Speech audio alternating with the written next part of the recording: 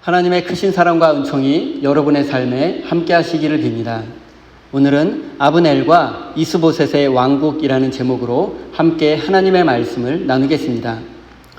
우리는 지난주에 다윗이 유다 지파의 왕이 되는 과정과 길르앗 야베스 주민들을 자신의 편으로 포섭하려 한 내용을 살펴보았습니다. 그리고 오늘은 사울왕이 죽은 후에 유다 지파를 제외한 나머지 11지파들의 상황을 살펴보도록 하겠습니다. 사울왕이 죽은 후 유다 지파를 제외한 나머지 11지파에 속한 이스라엘 백성들은 다음 왕은 누가 되어야 하는지 혼란스러워했습니다. 이미 유다 지파는 다윗을 왕으로 세웠지만 나머지 지파들은 사울 가문에 계속해서 충성을 해야 하는지 아니면 유다 지파처럼 다윗을 지지해야 하는지 어느 것이 옳은지 고민이 많았습니다. 그리고 현실적으로 사울 가문에서는 사울의 뒤를 이을 후계자가 마땅치 않았습니다. 길보아 전투에서 사울과 요나단만 전사한 것이 아니라 요나단 왕자의 두 동생이었던 이스위와 말기수아까지 모두 전사했기 때문입니다. 사울에게 남은 아들이라고는 리스위라는 첩의 소생 이스보셋 뿐이었습니다. 하지만 다윗은 달랐습니다. 골리앗을 쓰러뜨렸고 광야의 도망자 생활 10년 동안 많은 전공을 올리면서 백성들의 신뢰를 얻게 되었습니다. 또한 그는 무엇보다 사무엘 선지자를 통해서 왕으로 기름 부음 받은 사람이기도 했습니다. 현대의 그리스도인들은 다윗이 이스라엘의 가장 찬란히 빛나는 왕이라는 사실을 알고 있기 때문에 모든 백성들이 다윗을 왕으로 섬겨야 한다고 생각하지만 그 당시의 백성들은 다윗이 그토록 멋진 왕이 될 줄은 몰랐습니다. 그렇기 때문에 계속해서 사울 가문에 충성해야 하는지 아니면 다윗에게 충성해야 하는지 이 문제는 매우 어렵고 복잡한 문제였습니다. 8절과 9절 말씀을 읽겠습니다. 넬의 아들 아브넬은 사울의 군대 사령관인데 그가 사울의 아들 이스보셋을 데리고 마하나임으로 건너갔다. 거기에서 그는 이스보셋을 왕으로 삼아서 길르앗과 아술과 이스루엘과 에브라임과 베냐민과 온 이스라엘을 다스리게 하였다.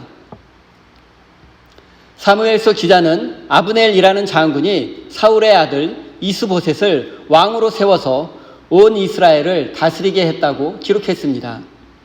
앞서 말씀드린 것처럼 이스보셋은 첩의 아들이었고 이것은 왕으로서의 정통성이 부족함을 의미합니다.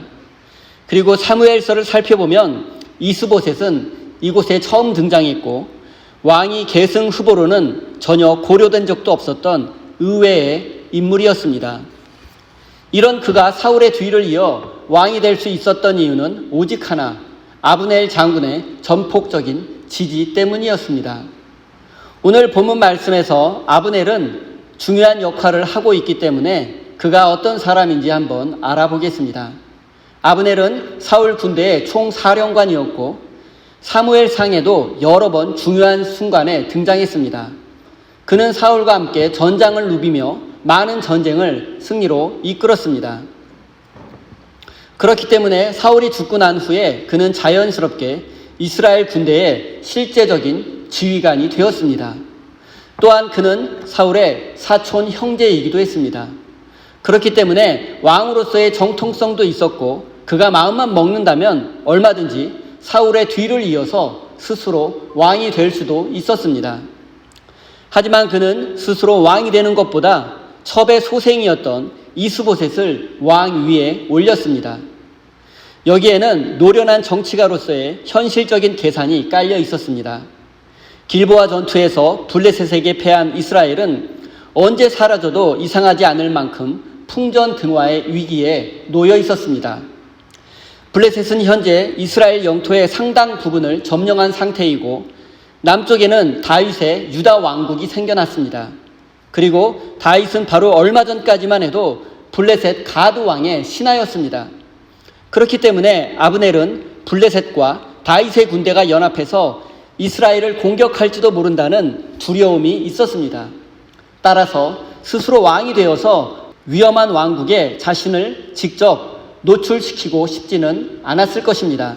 그래서 그는 이스보셋을 앞세우고 자신은 실제적인 권력을 행사하며 실리를 챙기려고 했던 것입니다. 아브넬은 이처럼 위험을 피하며 권력을 쟁취한 노련한 정치가였으며 군대의 실권을 장악한 장군이었습니다.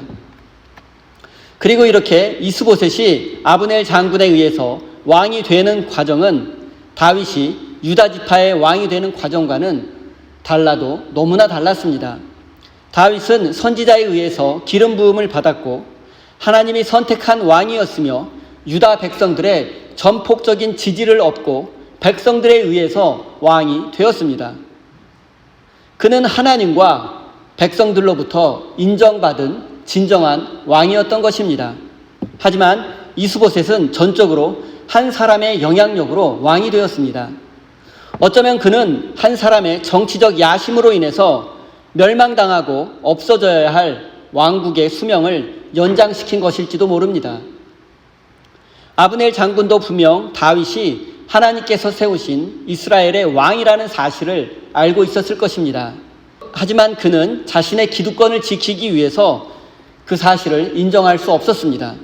만약 다윗이 12지파 통일 이스라엘의 왕이 된다면 그 나라에서는 자신의 자리를 보존할 수 없을 것이라고 생각했기 때문입니다. 이제 아브넬과 이스보셋이 수도를 마하나임으로 정한 이유에 대해서 한번 살펴보겠습니다. 마하나임은 요단강 동편에 있는 지역이며 전통적으로 사울 정권을 강력하게 지지했습니다.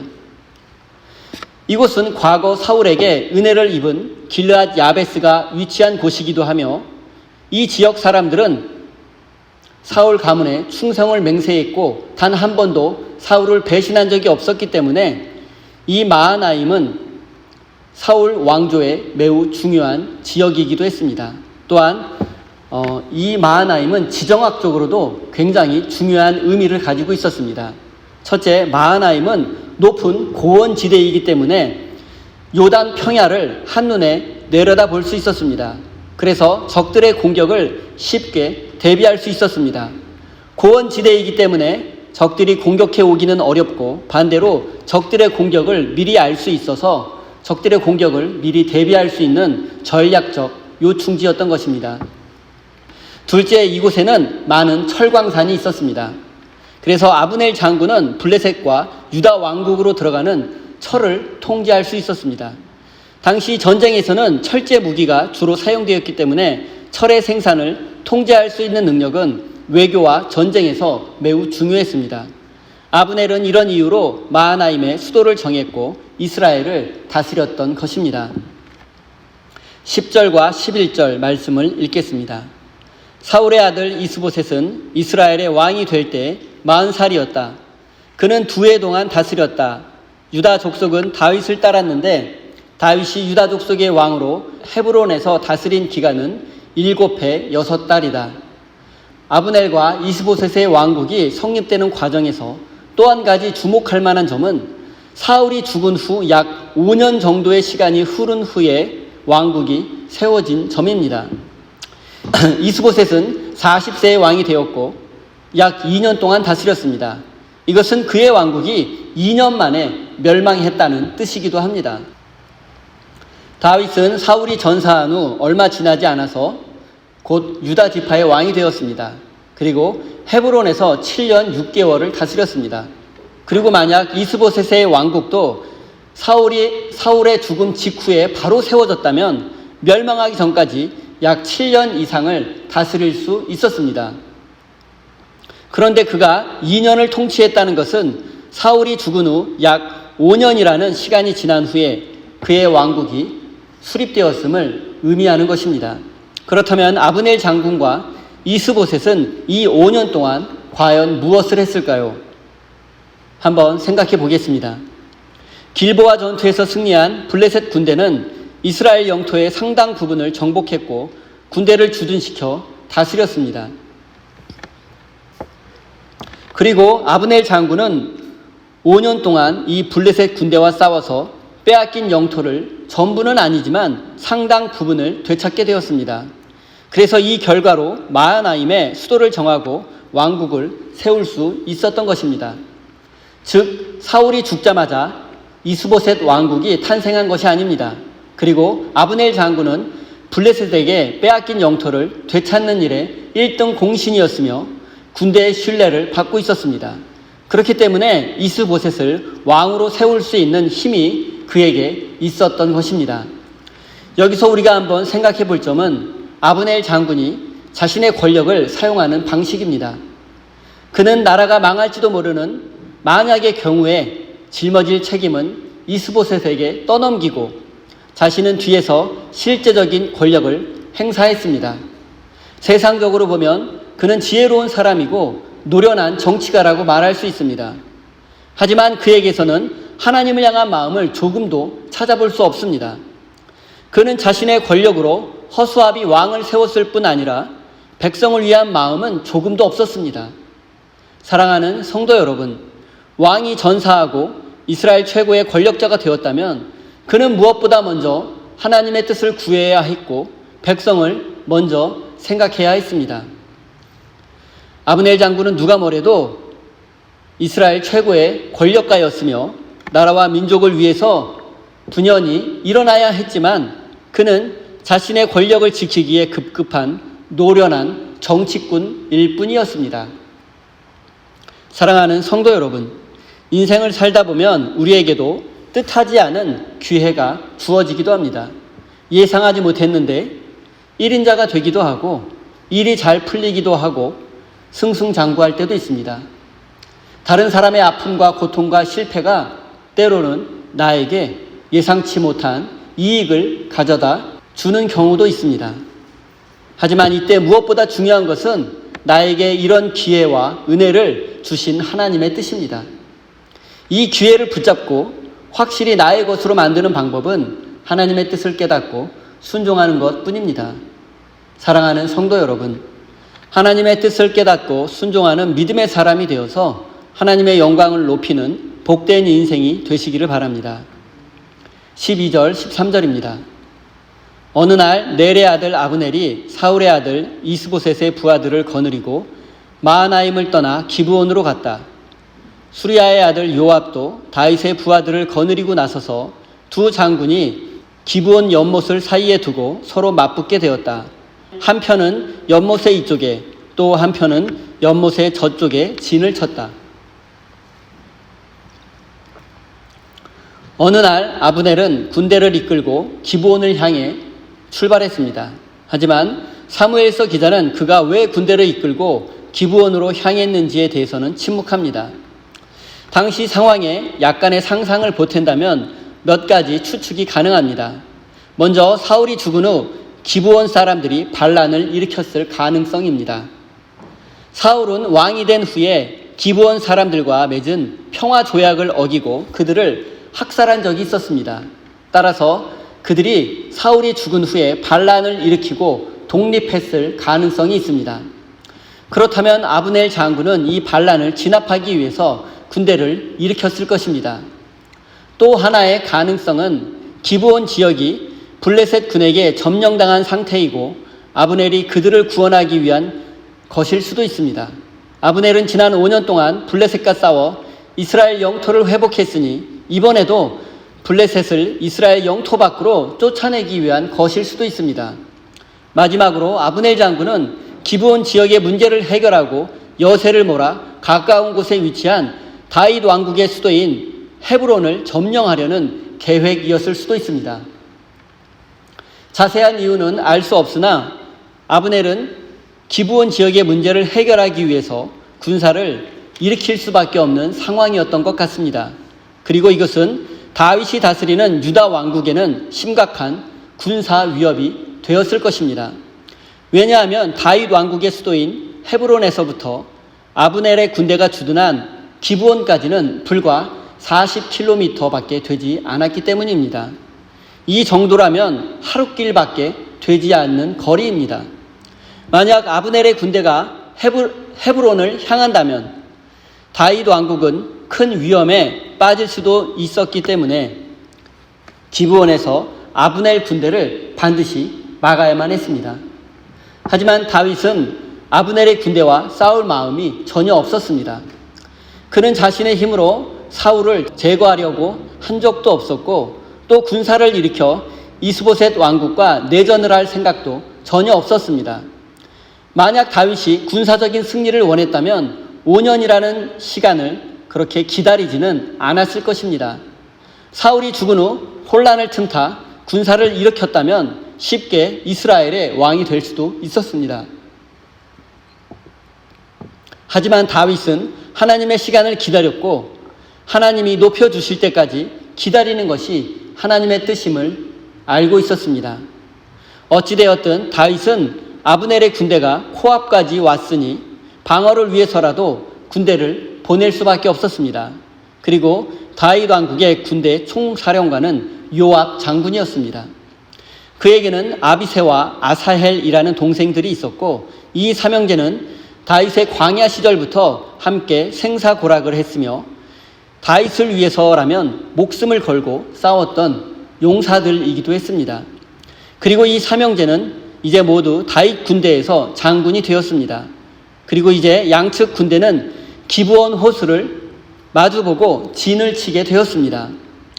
우리가 자주 하는 말 중에 사람들이 다 내 맘 같지 않다는 말이 있습니다. 착하고 순진한 사람들 그리고 어리숙한 사람들은 내가 이런 마음이고 저렇게 할 의도가 없으니 다른 사람들도 다 나 같을 것이라고 생각합니다. 그래서 나중에 상처받기도 하고 때론 사기를 당하기도 하고 배신당하고 이용당하기도 합니다. 그리고 다윗도 지금 이와 같은 상황에 처하게 된 것입니다. 자신은 이스보셋 왕국과 싸울 마음이 전혀 없으니 상대도 그럴 것이라고 생각했습니다. 그래서 유다 지파를 다스리는 일과 주변의 이방 민족들과의 전투에만 집중했습니다. 그런데 예상치도 못한 일이 벌어졌습니다. 그것은 아브넬 장군이 군사를 이끌고 유다 왕국의 수도 코앞까지 진격한 것입니다. 다윗은 틀림없이 많이 놀라고 당황했을 것입니다. 그래서 급하게 군대를 보낼 수밖에 없었습니다. 그리고 이런 일은 우리 그리스도인들에게도 자주 일어납니다. 우리는 하나님의 사람들이기 때문에 항상 무엇이 옳은지, 무엇이 더 많은 사람들에게 유익한지 이것을 먼저 생각합니다. 하지만 세상에는 악하고 이기적이며 계산적인 사람들도 있습니다. 그리고 이들은 그리스도인들의 착하고 순수한 마음을 이용해서 거짓과 속임수로 우리에게 상처와 고통을 주기도 합니다. 이런 경우에 우리 그리스도인들이 어디까지 참아야 하고 어느 정도까지 용서해 주어야 하는지 또 상대의 악한 마음을 뻔히 알고도 당해 주어야 하는지 이것은 쉽지 않은 문제이고 때로 이러한 문제에는 정답이 없습니다. 사랑하는 성도 여러분, 예수님은 우리에게 뱀처럼 지혜롭고 비둘기처럼 순결하라고 말씀하셨습니다. 이 말씀을 마음에 새기고 지혜롭고 순결한 사람이 되어서 하나님의 영광을 높이는 거룩한 믿음의 사람이 되시기를 바랍니다. 14절 말씀을 읽겠습니다. 그때 아브넬이 요압에게 이런 제안을 하였다. 젊은이들을 내세워서 우리 앞에서 겨루게 합시다. 요압도 그렇게 하자고 찬성하였다. 지금 이스보셋의 왕국 군대 사령관 아브넬 장군과 다윗의 군대 사령관 요압 장군은 기드온 호수를 마주보고 대치하고 있는 상황입니다. 먼저 아브넬이 요압에게 말을 걸었습니다. 젊은이들을 우리 앞에서 싸우게 합시다. 이 말을 히브리어로 직역해보면 병사들을 우리 앞에서 놀게 합시다라는 뜻입니다.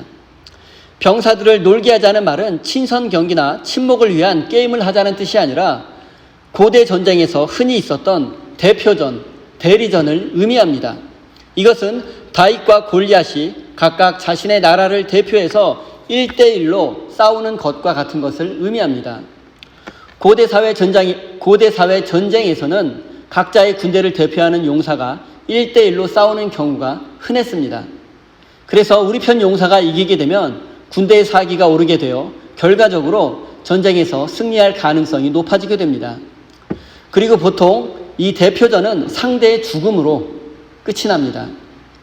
오늘날 시리아와 터키의 접경 지역에는 고대 아람 왕국이었던 탈할라프라는 왕국이 있었고 고고학자들은 그 왕국에서 다윗과 동시대에 이곳에서 대표전이 있었다는 고고학적 증거를 발굴하기도 했습니다.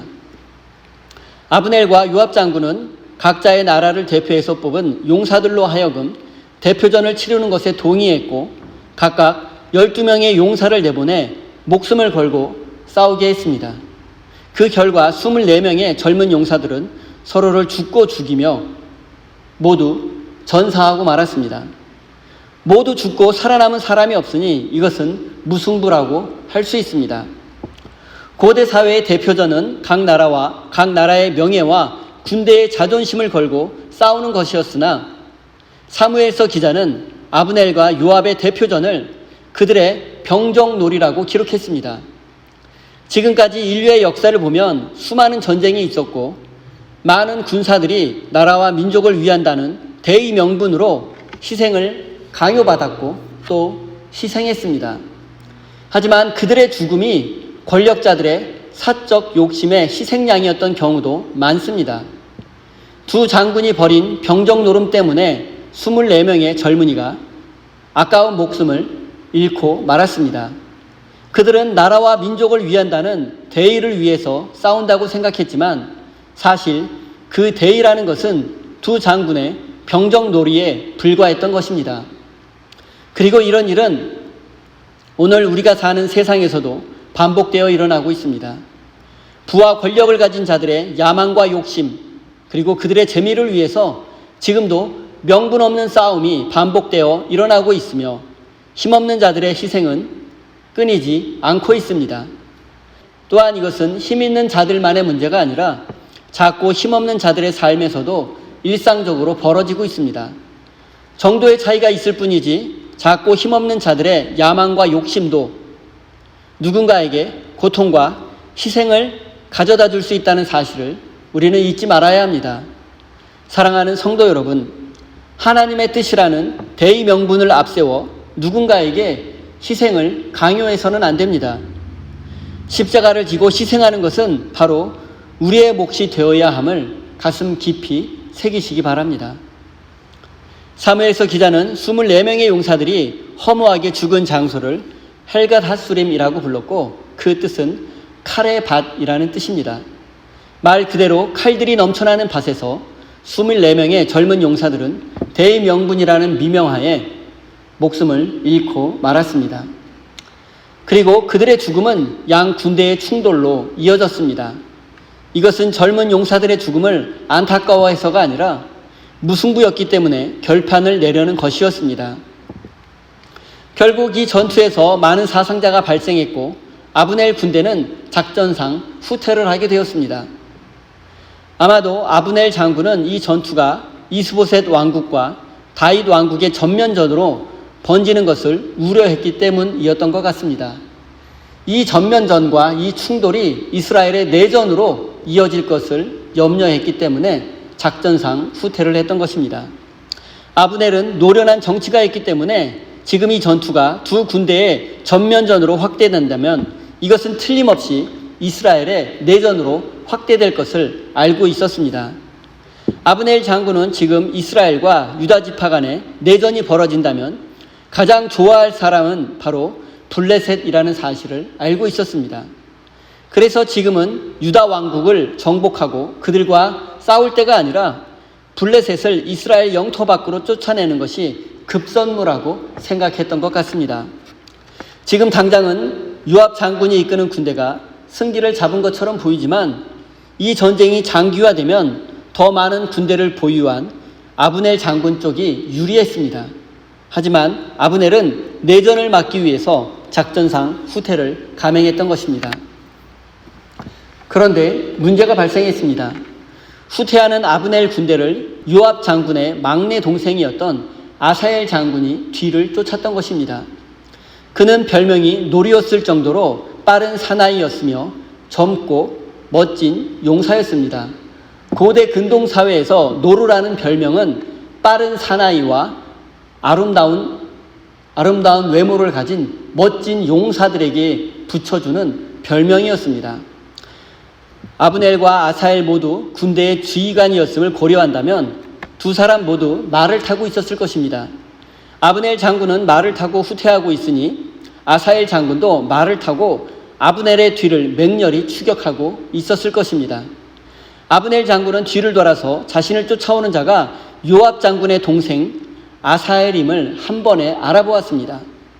그래서 그에게 더 이상 나를 쫓지 말고 다른 병사들을 잡아서 전리품을 취하고 돌아가라고 말했습니다. 나는 당신을 죽이고 싶지 않으니 돌아가라고 경고했습니다.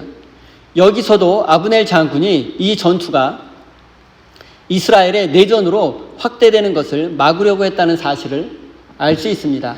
아사엘 장군은 다윗 군대의 총사령관 요압 장군의 동생이었으니 총사령관의 동생을 죽이게 된다면 요압 장군이 틀림없이 분노할 것이고 원수를 갚으려고 할 것이고, 그렇다면 더 큰 전쟁으로 이어질 수도 있다고 생각했기 때문에 아브넬은 아사엘을 죽이고 싶지 않았던 것입니다. 하지만 젊고 야망이 큰 아사엘은 추격을 멈출 마음이 조금도 없었습니다. 그는 이스보셋 왕국의 사령관인 아브넬을 사로잡아 큰 공을 세우려는 욕심에 멈출 수 없었습니다. 두 사람이 만약 일반적인 상황에서 1대1로 싸웠다면 젊고 용맹한 아사엘이 충분히 승리했을 것입니다. 하지만 지금은 말을 타고 추격하고 있는 상황입니다. 이런 경우라면 젊음과 용맹함보다는 경험에서 나오는 노련함이 승리의 결정적인 요소가 될 수 있습니다. 그리고 결국 아사엘은 그의 용맹함과 노루처럼 빠른 속도로 인해서 결국 죽음을 맞이하고 말았습니다. 너무 빠른 속도로 아브넬의 뒤를 뒤쫓다가 자신의 군사들과 떨어지게 되었고, 홀로 추격하다가 아브넬 장군이 창을 뒤로 내밀자 너무 빠른 속도를 주체하지 못하고 그만 창에 찔려 죽고 말았습니다. 아브넬 장군은 아사엘이 요압 장군의 동생이라는 사실을 알고 있었기에 그를 죽이려고 하지 않았지만 야심만만한 그는 결국 창에 찔려 죽고 말았습니다. 이런 상황은 우리의 삶에도 일어나고 있습니다. 아사엘이 그토록 믿었던 자신의 힘과 속도 때문에 최후를 맞이했듯이 우리도 우리가 믿고 의지하는 것으로 인해서 인생의 실패를 맛볼 때도 있습니다. 사람들은 보통 이 세상에서 대접받으며 살기 위해서는 무엇보다 돈과 성공이 필요하다고 믿습니다. 그래서 그것들을 남들보다 더 많이 소유하는 것을 삶의 목적으로 삼고 살아갑니다. 하지만 아이러니하게도 그 돈과 성공으로 인해서 인생의 나락을 경험하는 사람들도 많다는 사실을 기억해야 합니다. 어떤 명분을 위한 것이든 모든 전쟁은 형제끼리 또는 이웃끼리 죽여야만 하는 상황, 복수의 씨를 뿌리는 상황이 발생하고 맙니다. 그리고 다윗의 군대 사령관 요압 장군은 동생 아사엘의 죽음에 대한 원수를 갚기 위해서 나중에 아브넬 장군을 살해했습니다. 원수는 원수를 낳고 복수는 복수를 낳는 것이 전쟁의 비참함입니다.